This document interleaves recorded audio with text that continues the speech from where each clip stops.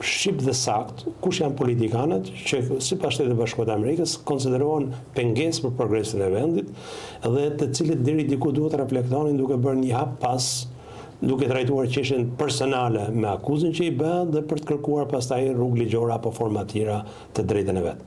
Fatkeqësisht në Shqipëri ndodhi që individet e përfshirë ishin figurat njohura politike, dhe ata i përdorën subjektet politike dhe i përdorën këtë lloj momenti si një tregues të diskriminimit dhe u paraqitin si viktimë publike, duke arritur të rreqin militantë nga pas.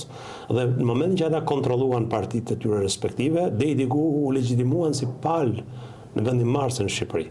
Dhe kjo dobësoi krejtësisht konceptin e non gratave dhe bëri deri diku dhe vendet që mund ta aplikoni bëri skeptike. Mendoj që ka pas efekte, duken pamashme, po janë të dukshme. Për shembull edhe për zotin Berisha.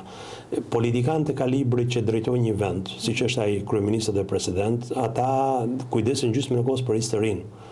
Dhe lënia trashëgimisë në fundin e karrierës si individ non grata është një dhuratë që askush nuk e do, një medalje që askush nuk e do në CV-n e vet politike.